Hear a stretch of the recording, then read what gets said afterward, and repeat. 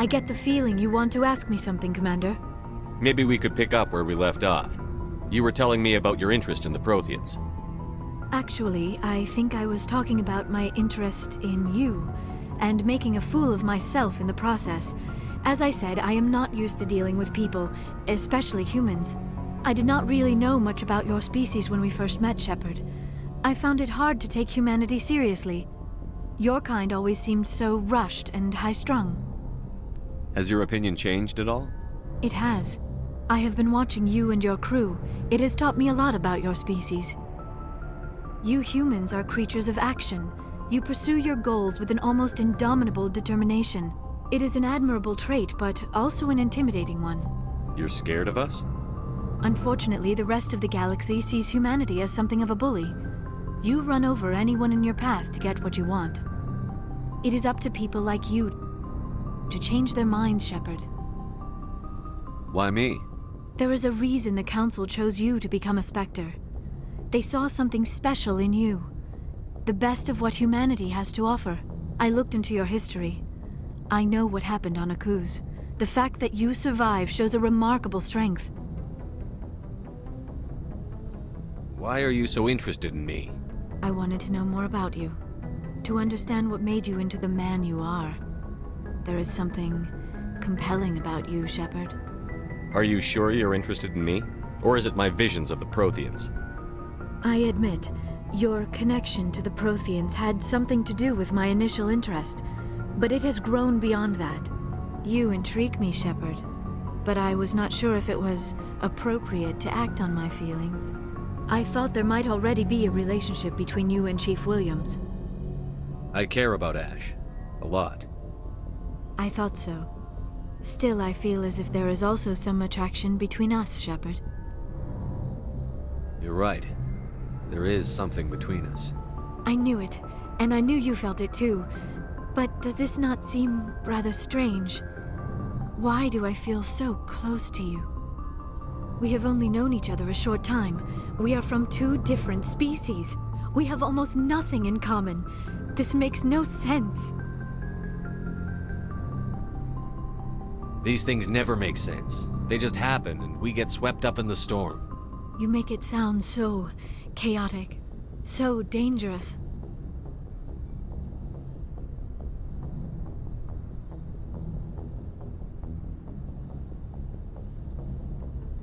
I'll keep you safe.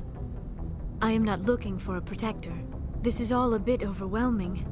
I am not used to this. You. I need some time. Take all the time you need, Liara. I'll be here. Thank you, Shepard. Let's just talk about something else for now. I'd like to know more about the Asari. We were the first species to discover the Citadel.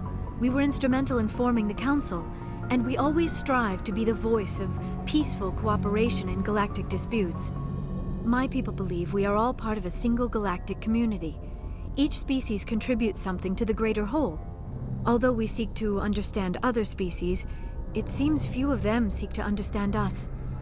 The galaxy is filled with rumors and misinformation about my people. Like what? Most of the inaccuracies are centered around our mating rituals. My species is monogendered. Male and female have no real meaning for us. We still require a partner to reproduce.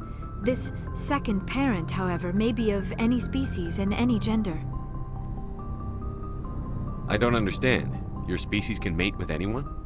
Mating is not quite the proper term, not as you understand it. Physical contact may or may not be involved, but it is not an essential element of the union. The true connection is mental. Our physiology allows us to meld with other beings. We can touch the very depths of their minds. We explore the genetic memory of their species. We share the most basic elements of their individual and racial identities. We then pass these traits onto our daughters. It is how we learn to grow as a species and how we develop a greater understanding of other races. What happens to your partner after the union? Every relationship is different. Some unions are a single encounter with both parents parting ways afterwards. Others can be more long-term. Sometimes an Asari and her partner will stay together for many decades. Do you know who Matriarch Benezia chose as her partner? She rarely spoke of her partner. Though I know my father, if you want to use that term, was another Asari. I thought you always needed another species to serve as one of the parents. Think about it, Shepard. If we were not able to mate with our own species, we would have died out long before we ever mastered spaceflight and left our homeworld. Union with our own kind is no longer common, not for the purposes of reproduction. Most Asari believe it weakens our species. Asari daughters inherit racial traits from the father species. If both parents are Asari, then nothing has been gained, or so conventional wisdom would hold. I am what is sometimes called a pureblood. Though no Asari would ever be cruel enough to say the word to my face, it is a great insult among my people. It is possible Benezia's partner was embarrassed by their union. She may have been too ashamed to publicly acknowledge me as her offspring.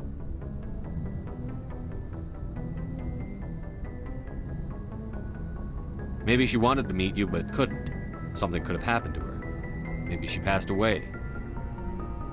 You might be right. I hope you are. But I have no way to know for sure. Benezia never spoke of her partner. Whatever happened, it caused her too much pain to dwell on it. She raised me by herself, though that is not uncommon. Many Asari raise their children alone, particularly if the father species is short-lived.